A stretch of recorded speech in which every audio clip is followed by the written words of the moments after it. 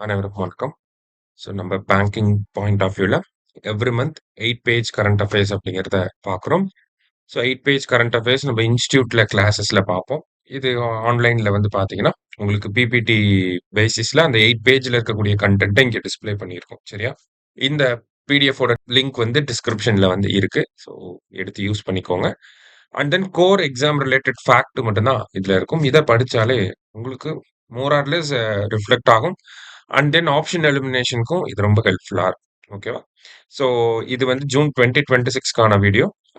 Earlier மந்த்ஸுக்கு videos வந்து நம்ம Suresh banking சேனல்ல வந்து அவைலபிளா இருக்கு. ஸோ அத எடுத்து நீங்க யூஸ் பண்ணிக்கோங்க. ரைட். Let's go. ஃபர்ஸ்ட் எடுத்தோனே பார்த்தீங்கன்னா, நேஷனல் அப்பாயின்ட்மென்ட்ஸ் அப்படிங்கிறது குடுத்துருக்காங்க.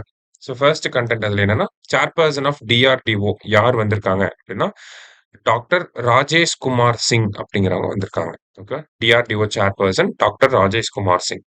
அடுத்தது சாலிசிட்டர் ஜெனரல் ஆஃப் இந்தியா. நமக்கு அட்டார்னி ஜெனரல் தெரியும். அட்டார்னி ஜெனரல் யாரு அப்படின்னு சொல்லி பார்த்தீங்கன்னா, ஆ வெங்கட ரமணி அப்படிங்கிறவர் இருக்காரு. ஓகேவா? வெங்கட்ட ரமணி. அவர் தான் வந்து அட்டார்னி ஜெனரலா இருக்காரு. இவர் வந்து ஹையஸ்ட் லா ஆஃபீசர் அப்படின்னு சொல்லி சொல்லுவாங்க. இந்தியாவுல இந்தியன் கவர்மெண்ட்டுக்காக கோர்ட்ல போய் வாதாடக்கூடிய ஒரு நபர்னா, அவரு தான் வெங்கடரமணி. அட்டார்னி ஜெனரல், ஹையஸ்ட் லா ஆஃபீசர். அவர அசிஸ்ட் பண்றதுக்காக சாலிசிட்டர் ஜெனரல்ஸ் வந்து இருப்பாங்க. அதுல துஷார் மேத்தா வந்து சாலிசிட்டர் ஜெனரலா ஆல்ரெடி இருக்காரு. அவரோட டெர்ம வந்து எக்ஸ்டெண்ட் பண்ணியிருக்காங்க. அடுத்த 3 வருஷத்துக்கு. சரியா? சோ இவரு வந்து பாத்தீங்கன்னா, 2ண்ட் ஹையஸ்ட் லா ஆஃபீசர் அப்படின்னு சொல்லி சொல்லுவாங்க. ரைட். நெக்ஸ்ட். இன்டெலிஜென்ஸ் பியூரோவோட டைரக்டரா யார் வந்திருக்காங்க அப்படின்னு சொல்லி பாத்தீங்கன்னா, 1993 batch IPS officer Mahesh Dikshit அப்படிங்கிறவர் வந்திருக்காரு. ஓகேவா? அடுத்தது.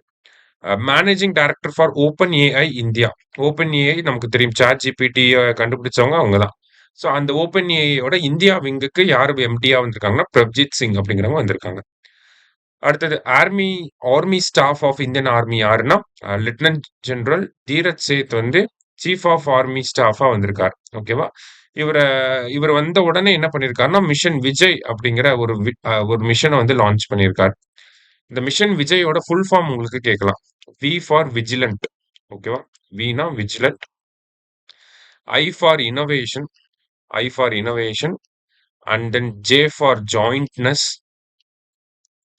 அடுத்தது A for Atmanirbharta, which means self reliance அப்படின்னு சொல்லி அர்த்தம். ஆத்ம நிர்பார்த்தா அப்படின்னு சொல்லி சொல்லுவாங்க. Lastly Y means Yodha first. Yodha first அப்படின்னா யோதானா சோல்ஜர்ஸ்ன்னு அர்த்தம். சோல்ஜர்ஸ் ஃபர்ஸ்ட் அப்படிங்கிற மீனிங்ல விஜய் அப்படிங்கிற ஒரு ஃப்ரேம் ஒர்க்க தீரத் சேத் வந்து இம்ப்ளிமெண்ட் பண்ணியிருக்காரு. Not army. ஆர்மி கொண்டு வரல. இவர் வந்து சீஃபா வந்ததுக்கு அப்புறம் இவரோட ஒரு ஐடியாவை விஜய் அப்படிங்கிற ஃப்ரேம் ஒர்க்கா கொண்டு வந்திருக்காரு. விஜிலண்ட், இன்னோவேஷன், ஜாயிண்ட்னஸ், ஆத்ம நிர்பார்த்தா, யோதா ஃபர்ஸ்ட். இதுல எதை வேணாலும் கொடுத்துட்டு இப்ப ஜேகான் அப்ரிவியேஷன் ஃபுல் ஃபார்ம் என்ன அப்படிங்கிறது கூட உங்களுக்கு கேட்கலாம். சரியா? அடுத்தது சேர்பர்சன் ஆஃப் சிபிஎஸ்இ யாருன்னா லோகாண்டே பிரசாந்த் சீதாராம். இவர் தான் வந்து வந்திருக்காரு. வருண் பரத்வாஜ் வந்து சிபிஎஸ்இயோட செக்ரட்டரியா வந்திருக்காரு. அடுத்தது கர்நாடகாவோட new chief minister D K Sivakumar.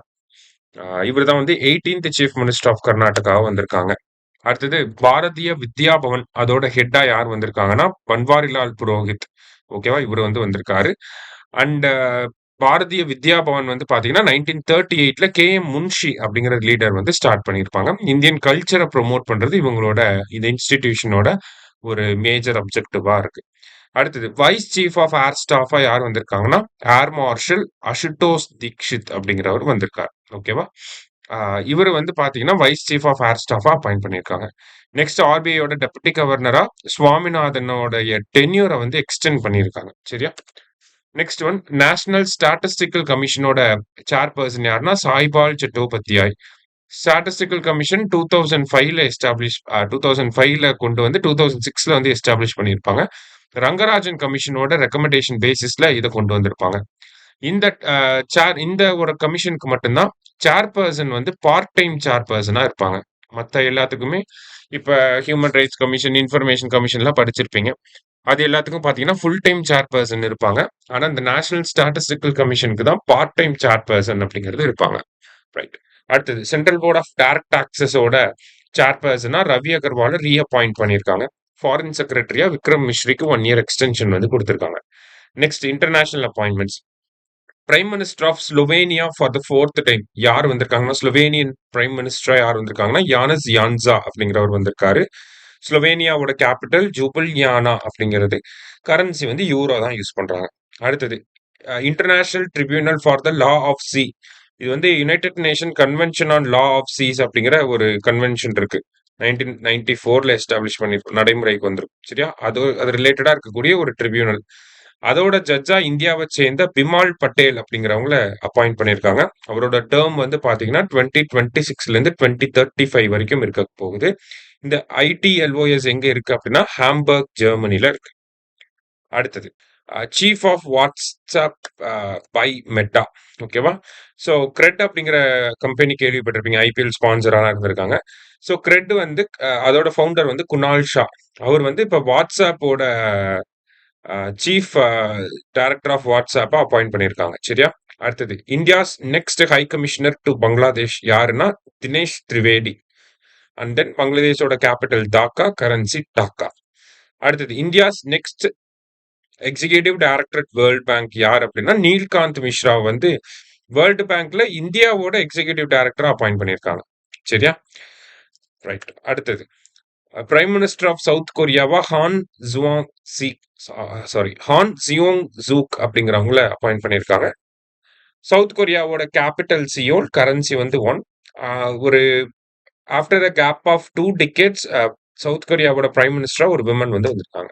அடுத்தது FATF-ஓட vice president financial action task force global லெவல்ல டெரர் ஃபினான்சிங்கை வந்து மானிட்டர் பண்ணக்கூடிய ஒரு இன்டர்நேஷனல் பாடி தான் ஃபினான்ஷியல் ஆக்ஷன் டாஸ்க் ஃபோர்ஸ். அதோட வைஸ் பிரசிடென்ட்டா யார் வந்திருக்காங்கன்னா விவேக் அகர்வால், இந்தியன் வந்து வந்திருக்காங்க. ஃபர்ஸ்ட் டைமா ஒரு இந்தியன் வந்து அப்பாயிண்ட் பண்ணியிருக்காங்க.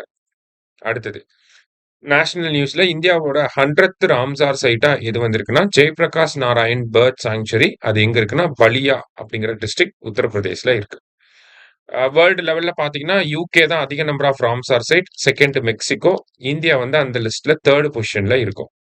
ஓகேவா? இந்தியாவுக்குள்ள பாத்தீங்கன்னா உத்தரப்பிரதேஷ்ல 13 இருக்கு, தமிழ்நாடு வந்து 20 ராம்சார் சைட் வந்து வச்சிருக்காங்க.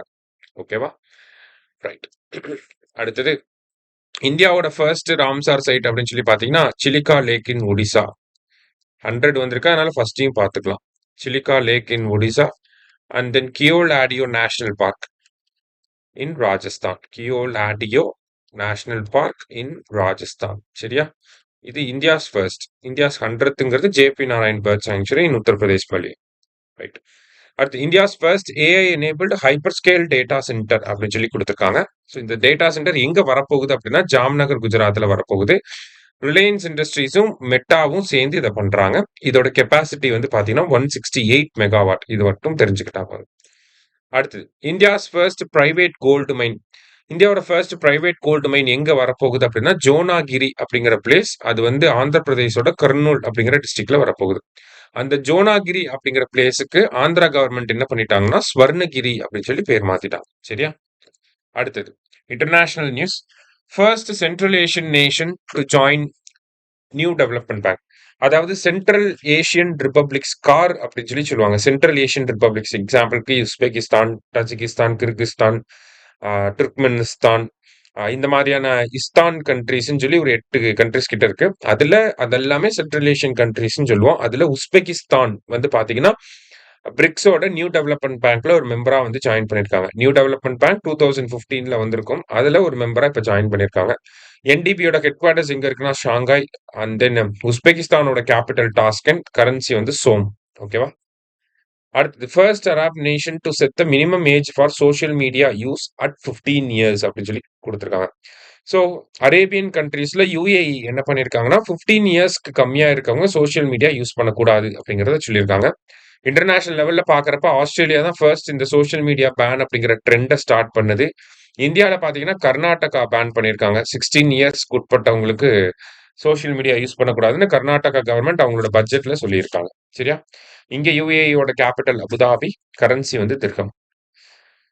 அடுத்தது international big cat alliance IBCA வந்து நம்ம 2023 ஏப்ரல் 1 வந்து லான்ச் பண்ணியிருக்கோம். ஸோ இதோட சம்மிட் கூட இந்தியாவில தான் இந்த வருஷம் நடக்க போகுது. நியூ டெல்லியில தான் இதோட சம்மிட்டும் நடக்க போகுது. இப்போ ஐபிசிஏல புது மெம்பரா யார் ஜாயின் பண்ணியிருக்காங்கன்னா பங்களாதேஷ் வந்து ஜாயின் பண்ணியிருக்காங்க. இன்டர்நேஷனல் பிக் கேட் அலையன்ஸ் அப்படிங்கிறது ஒரு 7 பிக் கேட்ஸை கன்சர்வ் பண்றதுக்கான ஒரு இனிஷியேட்டிவ். 7 பிக் கேட்ஸ்ன்னு பார்க்குறப்ப tiger, lion, leopard, snow leopard, cheetah, jaguar, puma. ஓகேவா? இந்த 7ல இந்தியால என்னலாம் இருக்கு அப்படின்னு சொல்லி கேட்பாங்க. இந்த பூமா அண்ட் ஜாகுவார் இது 2 தவிர மீதி எல்லாமே இந்தியால இருக்கு. ஓகேவா? அடுத்தது யுனைடெட் நேஷன்ஸ் செக்யூரிட்டி கவுன்சில். அதுல வந்து பாத்தீங்கன்னா நான் பெர்மனன்ட் மெம்பர்ஸை எலெக்ட் பண்ணிருக்காங்க. அந்த நான் பெர்மனன்ட் மெம்பர்ஸ்க்கு 2 இயர் டேர்ம். ஓகேவா? ஜனவரி 1 2027ல இருந்து 2 வருஷத்துக்கு அவங்க நான் பெர்மனன்ட் மெம்பர்ஸா இருப்பாங்க. என்னென்ன கண்ட்ரிலாம் வந்திருக்காங்கன்னா Austria, Kyrgyzstan, Portugal, Trinidad and Tobago and Zimbabwe. இப்ப யுனைடெட் நேஷன் செக்யூரிட்டி கவுன்சில்னா பெர்மனன்ட் மெம்பர்ஸும் இருப்பாங்க. அதை ஈஸியா ஞாபகம் வச்சுக்கிறதுக்கு ஒரு ஷார்ட்கட். பிரெஞ்சு பிரெஞ்சு ஃப்ரைஸ்ன்னு சொல்லுவோம் இல்லையா? அந்த மாதிரி பிரெஞ்சு கியூர். பிரெஞ்சு ஃப்ரைஸ் சாப்பிட்டா பிரெஞ்சு தான் கியூர் பண்ணணும் அப்படிங்கிற மாதிரி ஞாபகம் வச்சுக்கலாம். So France. ஓகேவா? அடுத்தது சைனா. சைனா இங்க வந்து யுஎஸ்ஏ. அடுத்தது ரஷ்யா. அடுத்தது யூகே. ஓகேவா? இவங்க தான் வந்து permanent members of United Nation Security Council. சரியா? அடுத்தது Keir Starmer resigns is the prime minister of UK. Keir Starmer வந்து ரிசைன் பண்ணிட்டாரு. அவருக்கு பதிலா இப்ப ஆண்டி பர்ன்ஹாம் அப்படிங்கிறவரு பிரைம் மினிஸ்டரா வந்திருக்காங்க. ஆண்டி பர்ன்ஹாம் அவரும் எந்த பார்ட்டி அப்படின்னு பாத்தீங்கன்னா லேபர் பார்ட்டியை சேர்ந்தவர். ஓகேவா? அடுத்தது 81st session of UNGA. Bangladesh தான் வந்து யுனைடெட் நேஷன் ஜெனரல் அசம்பிளியோட 81st செஷனை எடுத்து நடத்த போறாங்க. அதோட பெர்மனன்ட் ரெப்ரசன்டேட்டிவ் யார் அப்படின்னா கலிலூர் ரஹ்மான். அவர் தான் வந்து பிரசிடென்டா 81st யுஎன்ஜிஏ, அதாவது யுனைடெட் நேஷன்ஸ் ஜெனரல் அசம்பிளியோட 81st செஷனுக்கு பிரசிடென்டா யார் இருக்க போறாங்கன்னா கலிலூர் ரஹ்மான் வந்து இருக்க போறார். அடுத்தது சத்ரபதி சிவாஜி மகாராஜோட ஸ்டாச்சு வந்து இஸ்ரேல்ல கொண்டு வர போறாங்க.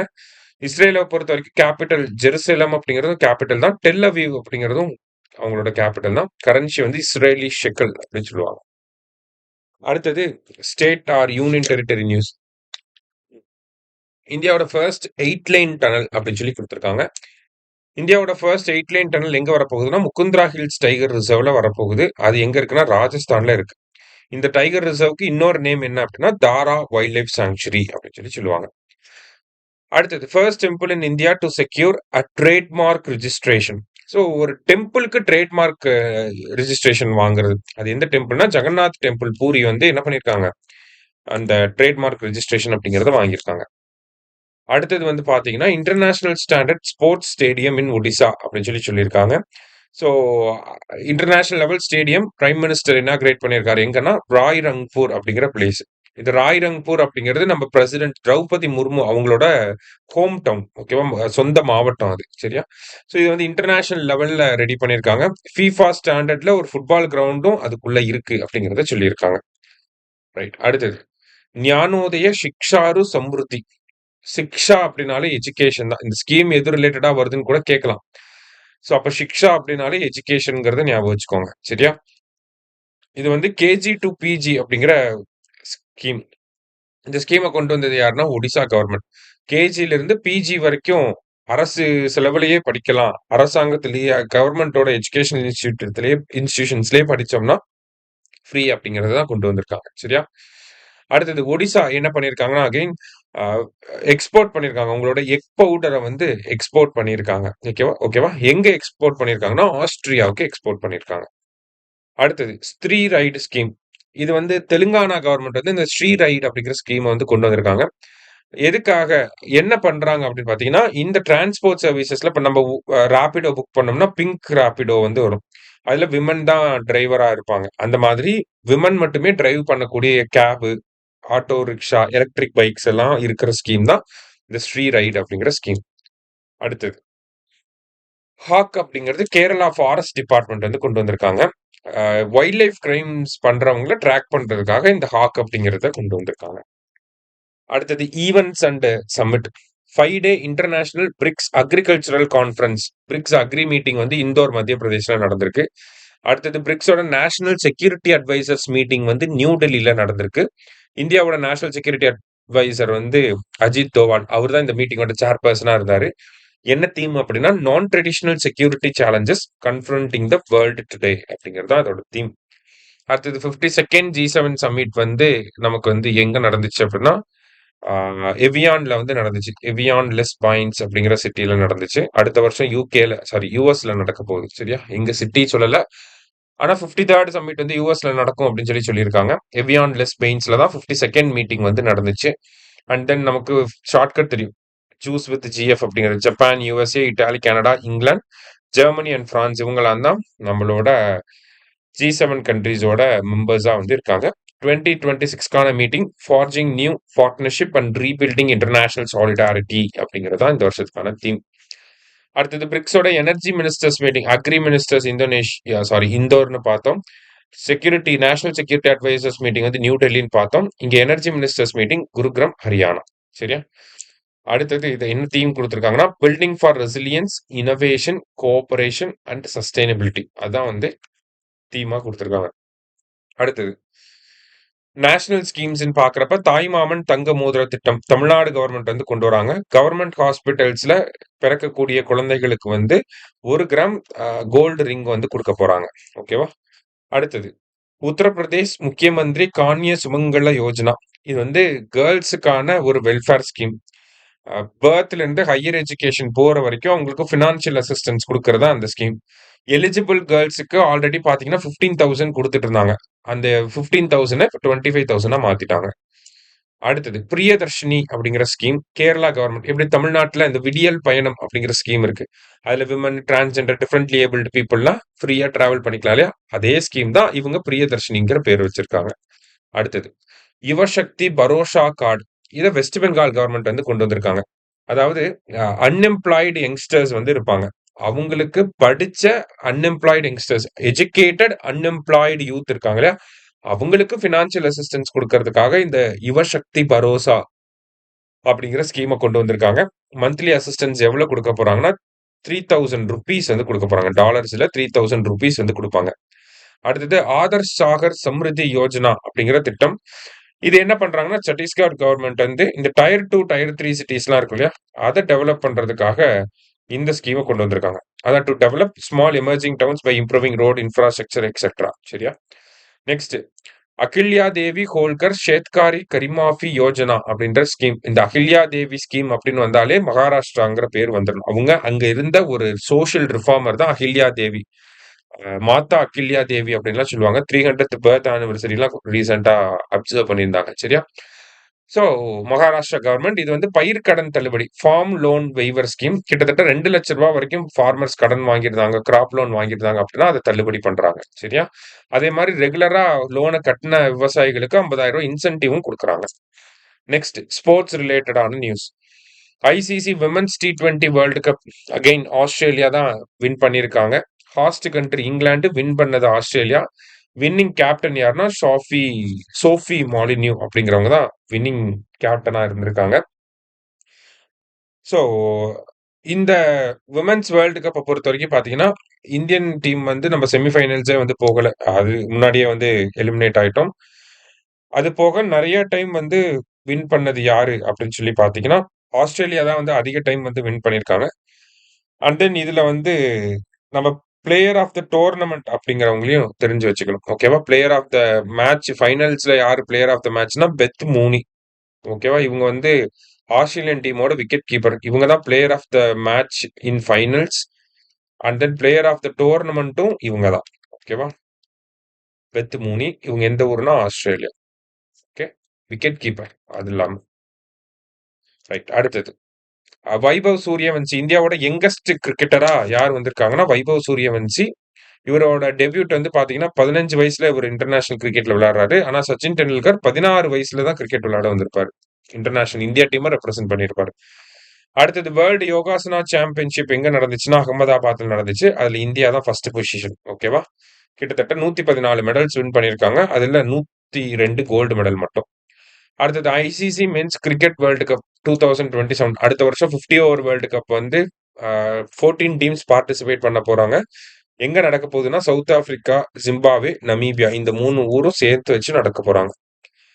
அடுத்தது FIH hockey women's Nations cup 2025-26 title. India வந்து FIH விமென்ஸ் நேஷன்ஸ் கப் வந்து வின் பண்ணியிருக்காங்க. நியூசிலாண்டை டிஃபீட் பண்ணியிருக்காங்க. எங்க நடந்துச்சுன்னா ஆக்லாந்து அப்படிங்கிறது நியூசிலாண்டோட கேபிட்டல். சரியா? இந்தியாவோட 96th grand master Ethan was அப்படிங்கிறவர். அடுத்தது ஏசியன் ரிலே சாம்பியன்ஷிப் 2026. இந்த ரிலே சாம்பியன்ஷிப்ல இந்தியா வந்து கோல்டு மெடல் வின் பண்ணியிருக்கோம். எங்க நடந்துச்சுன்னா ஜாவோசிங் ஜீசியாங் ப்ரோவின்ஸ் சைனா. ஓகேவா. அடுத்தது 22nd Asian under 20 athletics championship Hong Kong சைனால நடந்திருக்கும். இந்தியா செகண்ட் பொசிஷன் வந்திருப்பாங்க.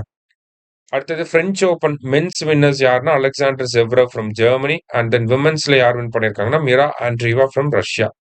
பிரக்யானந்தா நார்வே செஸ் டைட்டில் வந்து வின் பண்ணியிருக்காரு. நார்வே செஸ் டைட்டில் ஆஸ்லோல நடந்துச்சு. சாத்விகன் சிராக்னாலே பேட்மிண்டன் தான். சிங்கப்பூர் ஓபன் மென்ஸ் டபுள்ஸ்ல டைட்டில் வின் பண்ணியிருக்காங்க. அடுத்தது South Asian football federation SAFF அப்படின்னா அவங்க வந்து 7 வருஷம் கழிச்சு என்ன பண்ணியிருக்காங்கன்னா இந்த விமென்ஸ் சாம்பியன்ஷிப்பை வந்து வின் பண்ணியிருக்காங்க.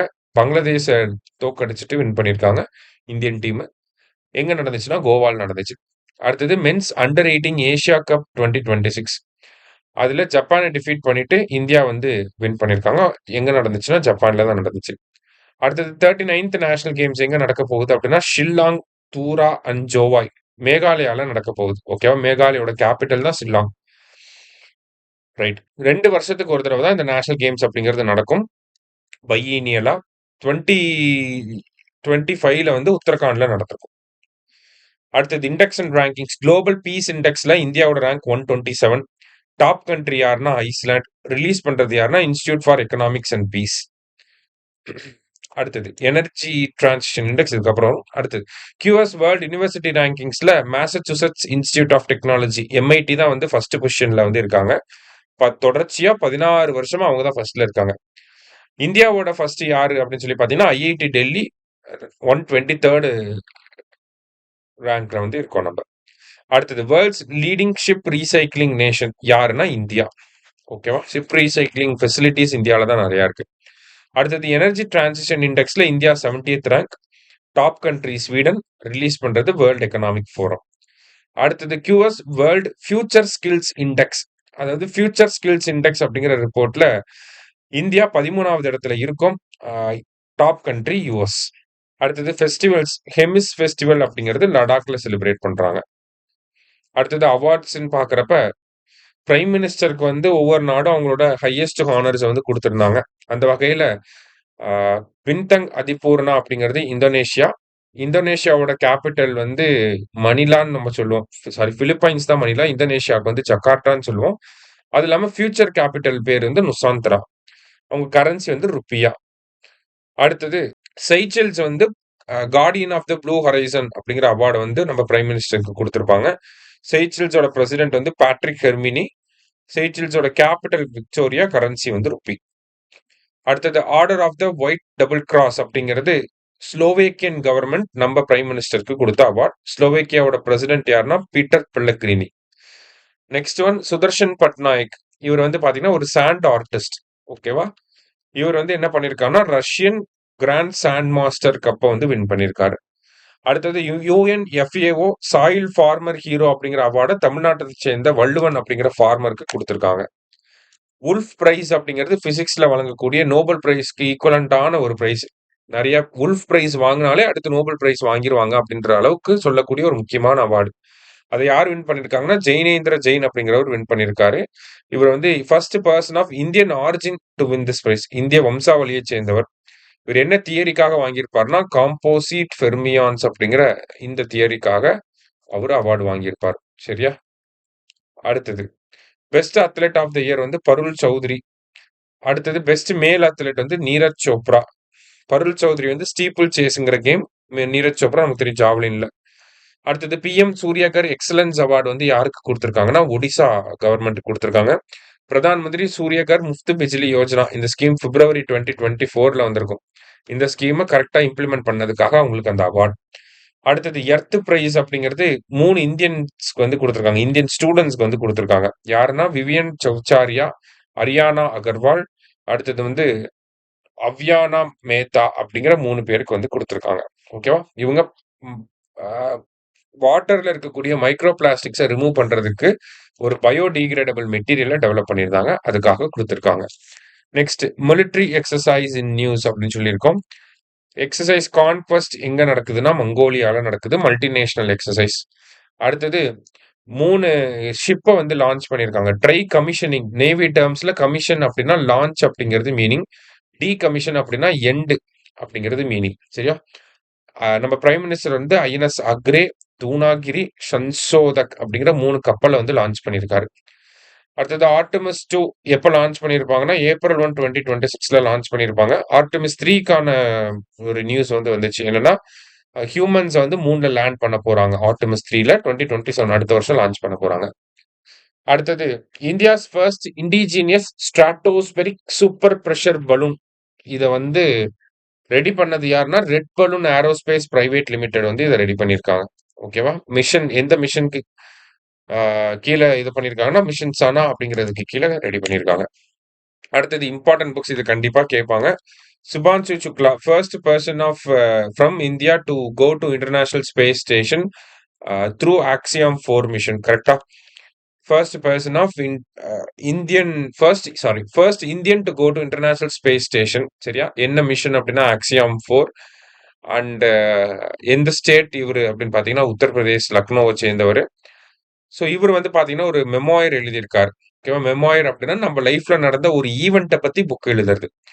அது என்ன மெமோயர் பேர் என்னன்னா, the second orbit belief of a man dreams of 1.4 billion hearts அப்படின்னு சொல்லி ஒரு புக் எழுதியிருக்காரு. அடுத்தது இம்பார்ட்டன்ட் டேஸ்.